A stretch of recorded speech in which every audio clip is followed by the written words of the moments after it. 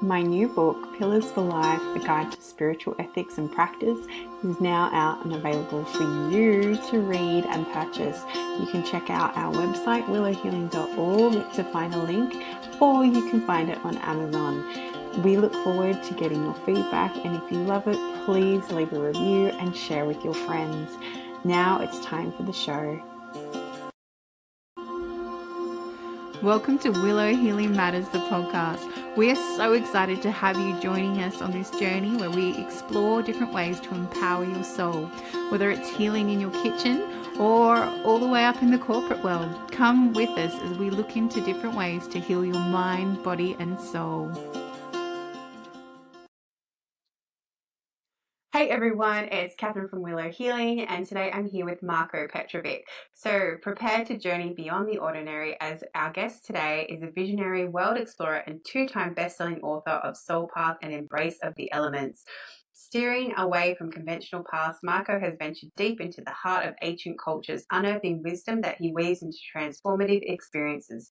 He's not just a guide, he's a gateway to the mystical, leading soul-stirring expeditions to Earth's sacred corners with the MARA project. Strap in as we explore the unseen and rediscover the magic infused in every moment of existence with Marko today. So a big welcome to the show, Marko. Thank you so much, Catherine. Great to be here. So there's so much to unpack there. So the first thing that is even popping into my head, what is the MARA or MARA project, which I actually haven't heard of? Yeah, great question. So Mara project is something that was born out of my pilgrimages through Mexico. I did a 9-month period of silence where during that time I got to experience many things that I guess few people would in today's modern day and age, where you had to give yourself such a large chapter of devotional time in a vow of silence is quite something. And during that time, Mara was this word that spoke to me. And initially, I thought it spoke to me because that's also my grandmother's name. That's actually the lineage that I carry. So my name, Marko, comes from Mara, which was my grandmother. Yeah. So it had like a nice personal touch like that to me. But then as time went on and I actually studied it, I realized that Mara is actually the expression of the union of life. Ma, when you look at it, mother, madre, madre tierra, mama. In so many different languages, ma is a reference to the givers of life. And then you have Ra, which is an expression of sunlight, like the rays of light, Are, right? So to me, Mara Project is nothing more than a simple mission to connect people to that energy that inspires life, where we have the union of what allows us to breathe each and every moment. And in terms of what the Mara Project does is it offers some products, some physical products from plant extracts and special little things that I've learned along the way through my pilgrimages in the forms of physical products. And it offers some retreats and some deep dive immersions. For example, I have a 7-day one coming up in October. I'm in Europe right now, but we have one coming up in a few weeks as well, a short weekend one. So it's also an opportunity to invite people into allowing themselves to breathe with the sacred more often and to invoke it into their day, each and every day. Yeah, and I think that's such a beautiful concept that you've created about that immersion with life and, you know, Pachamama, Mother Earth, Gaia, whatever you want to feel into that mother energy that comes through, and that you've then accumulated all that knowledge from your pilgrimages and that 9 months of silence. Wow, like that would be so incredible. And I could imagine you got very friendly with the voices in your head at some point along that journey. Yeah, absolutely. The voices in my head, but also the voices that I never knew were there.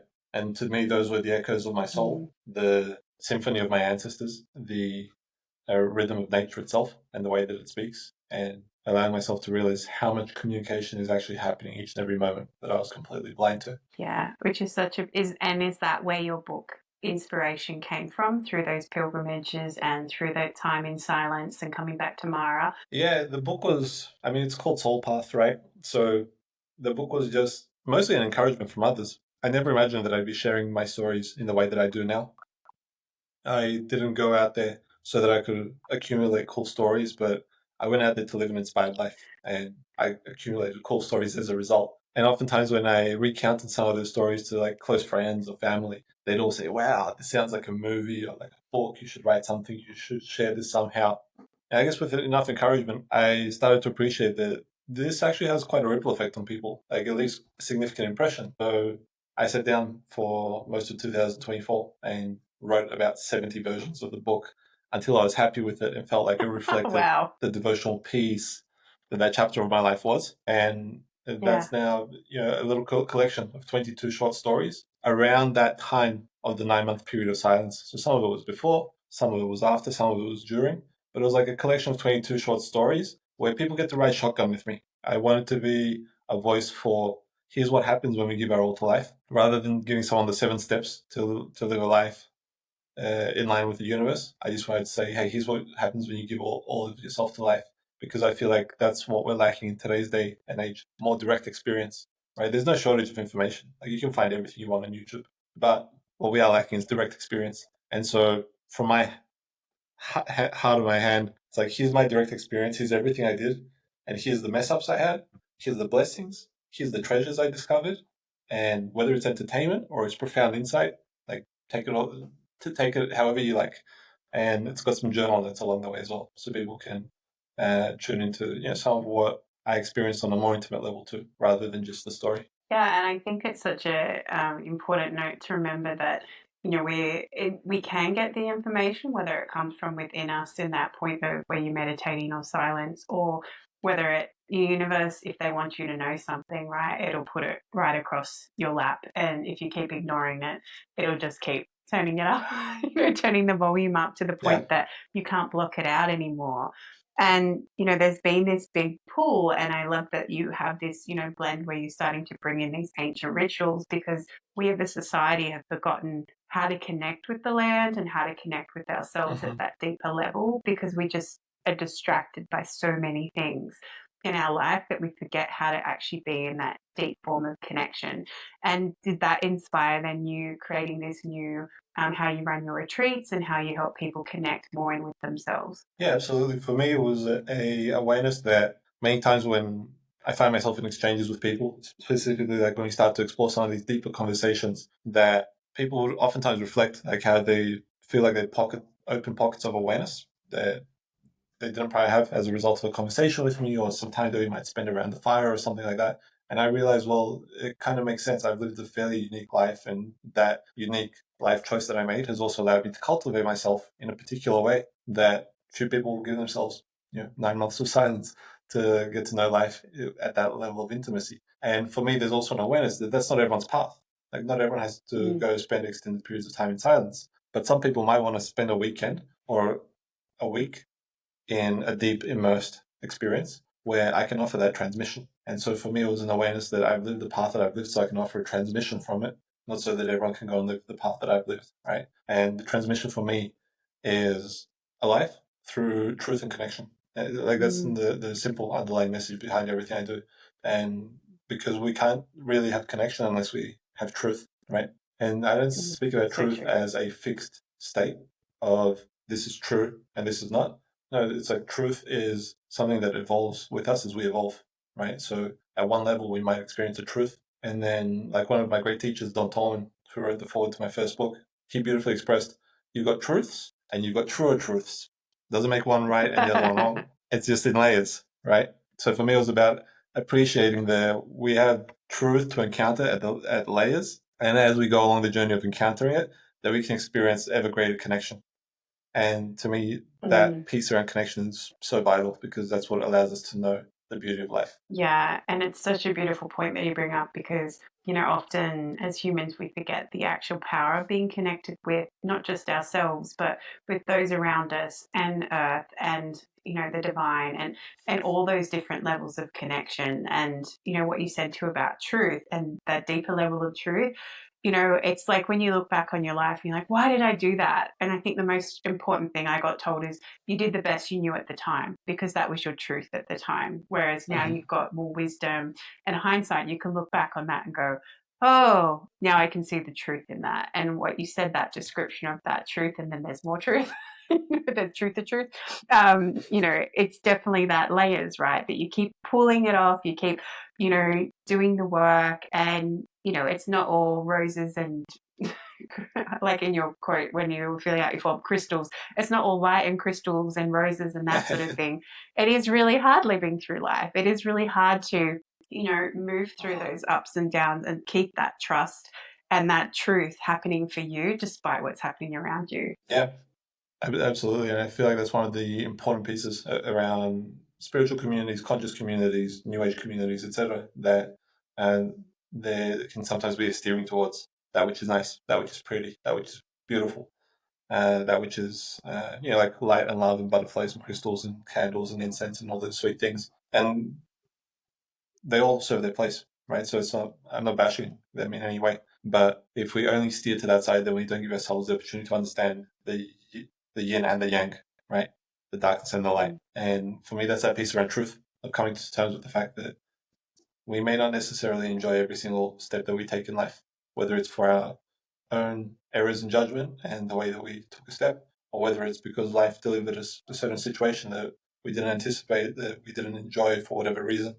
But that's where connection, where we have the opportunity to really express connection in a much deeper way, and where we get to know the truth of life. Yeah, exactly. And it's through, being inquisitive and, seeing what that, experience taught you and what it meant, and having that deeper level of inquiry to find the truth, or your truth, I should say, because it's your truth.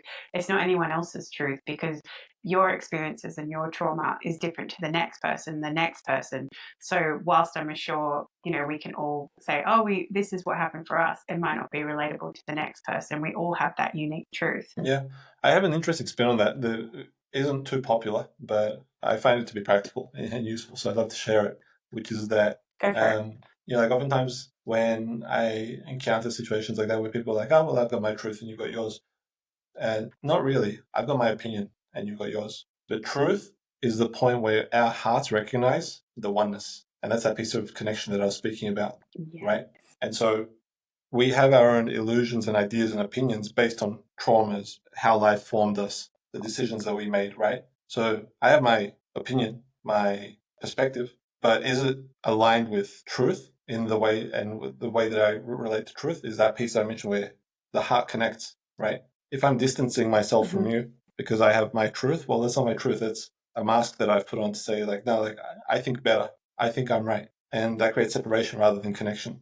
Whereas to me, truth creates connection. It's that point where we both feel it and it resonates and it's undeniable. And we go, well, like, that's what it is. And then at that level, like, depending on our level of awareness, on our level of personal development, like, we'll see the truth at one level, right? But then you might come back to that truth, like an insight or a teaching that you experienced. You might come back to it a year later or a decade later, and you'll be like, huh, well, I never saw it like that. Like, there's so much more to it.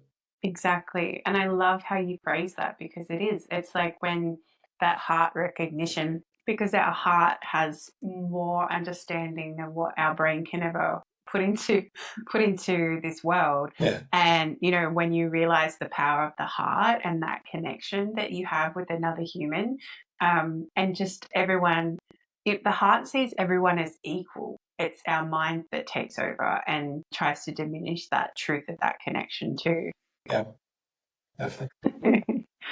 So you've got these two books out, and the second one, is it a focus on elements? Is that the theme of the second book? Yeah, the second one, it's called Embrace of the Elements. And that one for me was about temple wisdom. And when I say temple wisdom, I'm talking about the body, right? The temple that we live and breathe in every single day. And why I speak about that is because sometimes what I'd encounter is like people along my journey of quote unquote spirituality, let's call it, as a large umbrella term, and learning how to live in greater connection with life. What I find is like I meet certain people along the way that kind of struck me as people that were fairly well cultivated in their practice, but that they didn't really embody it. And the embodiment piece I'm speaking about is how they looked after their body, like their actual temple, right? So, like the person who, like I'm going to use a very basic but like simple example, like the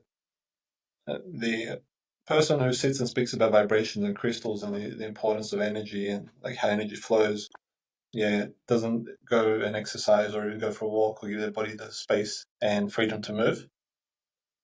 There's a lack of integrity to that. And what that lack of integrity is for me, it's not a judgment on my part. It's just an awareness that, hey, how much richer would your life be if you actually brought those two together and you were in integrity with the crystals in your own body? The water is crystal. We know that from the studies of Masaru Emoto and looking at the crystal structures of water under a microscope, we know that water carries crystal energy. So if I'm 70% water in my body, 90% in my brain, water, then I'm mostly crystal in liquid form, right? And so how do I connect to my own crystals? Well, there's certain pieces that are just the simple laws of nature, like LORE, law of nature, that is my connection with the fire, with the air, with the earth, with the water, and with space, ether, love, however you want to label that fifth element.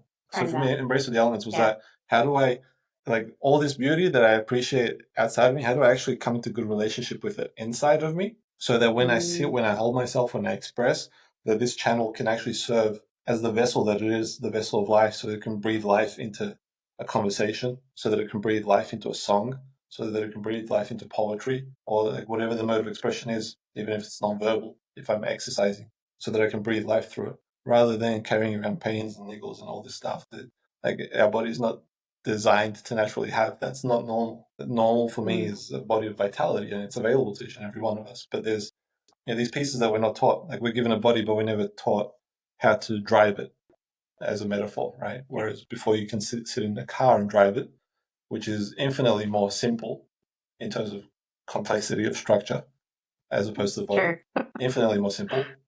You have to get a license before you can drive it. You have to know where to put the petrol. You have to know that, like, if that lamp turns on, that means I should probably go see a mechanic, right?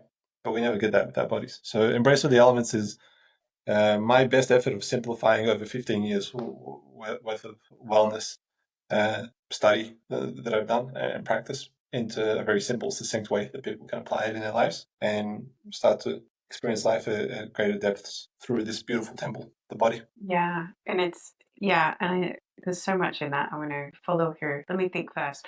All right, so I love that you made that comparison about the integrity of, like, carrying your practice into looking after your body as well, because so often, and I was guilty of this when I first started, like, I still call it my spiritual reawakening, because really it's just turning everything back on. But the big thing was I just wanted to stay up there, and I kind of forgot that I had to still be in my body, because I was just like, oh, look at all this information, and I found myself, and I've got this peace and everything. And then it's like, actually, no, you have to stay in your body. And, I went through this phase where I had all these weird pains showing up, and I just learned to, use gratitude for that, because it was actually reminding me to stay in my body. It was like, hey, you got to come back down here and actually work on your temple, because if this doesn't work, then nothing else will work, And I think that's a lot of things that people do forget, is that, we do need to look after our temple. We do need to look after our body. And it's not when you get to a state of crisis that you look after it. It's when you're in that state of, oh, I'm at homeostasis right now, but what can I do to keep this, and keep elevating my health and keep making sure this temple is working even better each day? Yeah, absolutely. And like that piece of integration that you mentioned is really important when we kind of take a backseat, like you mentioned, it's homeostasis, and we realize that like all the insights, the communications with that divine intelligence in whatever manifestation of ways that it can reach us, right? It can be synchronicities in our life, it can be beautiful visions and insights, it can be profound meditations or sound healings, whatever it is.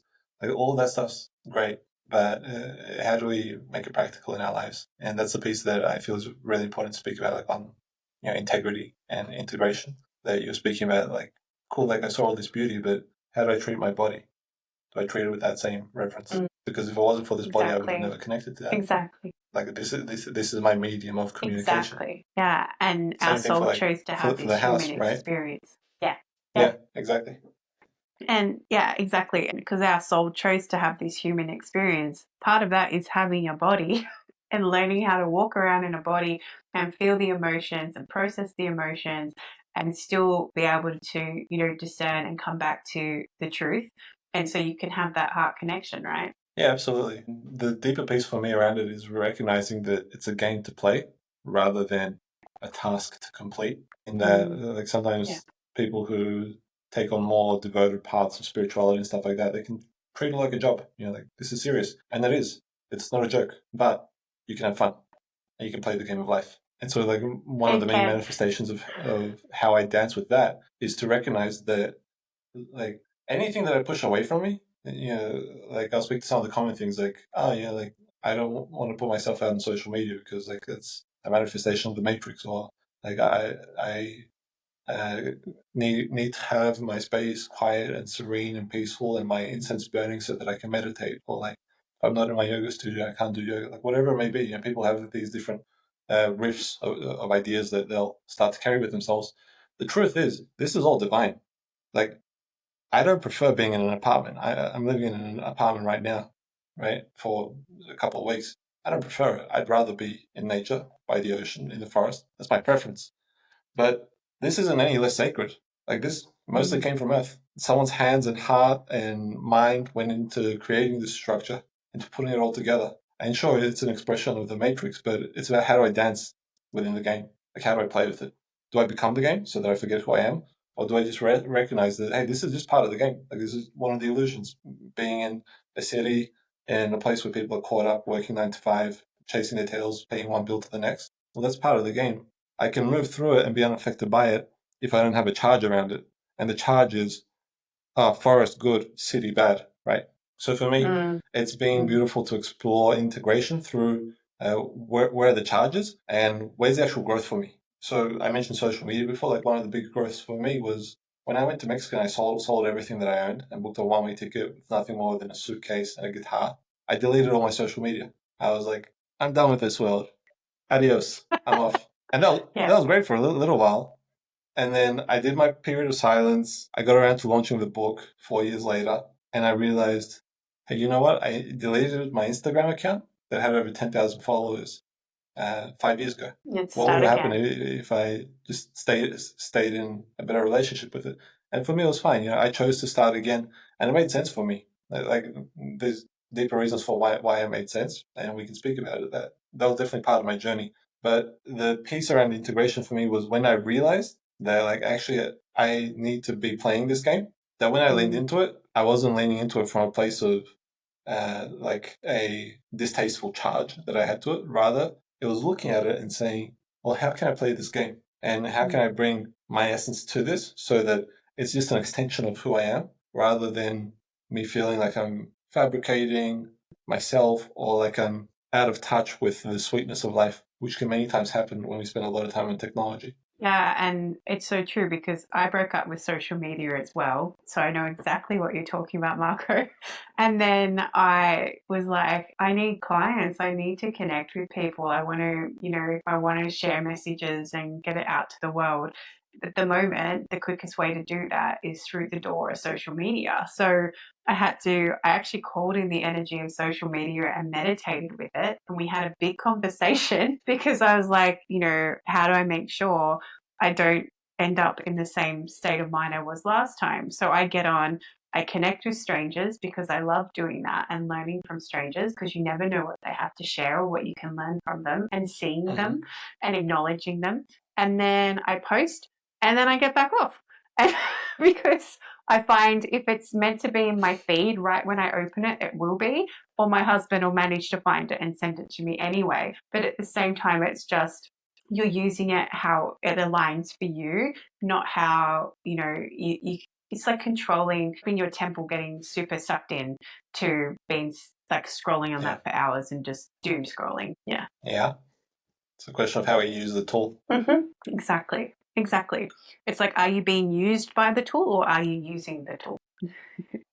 And as we start to finish our time together, Marco, I asked the guests that come on the show if they could heal or change something in the world, what would it be? The way that people cherry pick through different spiritual traditions and lineages, and I change it so that they give more attention to honoring the way that tradition has been laid out, because it's there for a reason. And it's there for the reason that many, many, many people gave their lives towards following these traditions. And sometimes what saddens me is seeing people that cherry pick what they like and what they don't like. And in that cherry picking, they miss out on some of the important insights that life has to offer. Interesting. That's such an interesting perspective. Yeah. And I guess it's being also curious to actually exploring the whole tradition, right? And understanding and asking why. Why was it like this? And why was it all collaborated this way? Yeah. And why did it all get woven together?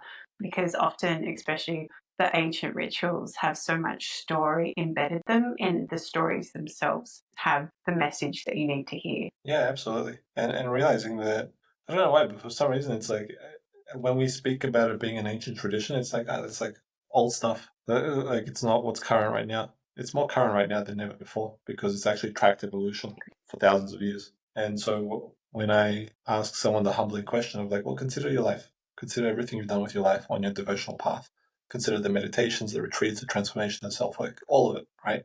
Now multiply that by thousands of lives that have come before you. Mm. They've laid out the tradition for a reason, probably through a lot of trial and error and becoming really wise around ways to do things and ways not to do things so that we can navigate this world with the finest grace that's available to us. Yeah, exactly. So beautifully put. And where can people come and find you, Marko? I know you said you're back on social media. And where can they find you and come follow you? Yeah, best places on Instagram. So my handle is Meet Marko, EETMARKO, and then all the links, everything is in my bio from there. That's the heartbeat of my social presence. Perfect. Me too.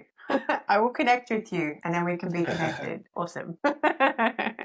Well, thank you so much for your time, Marko, and sharing a bit of your journey and how you just came about all these ancient traditions and how you're sharing that wisdom in the world now. So thank you so much. Yeah, likewise. Thank you, Catherine, for the conversation. It's been great. I've had a great time. All right. Thank you for listening to Willow Healing Matters, the podcast. We have so much love and gratitude that you have taken the time out of your day to empower you on your healing journey.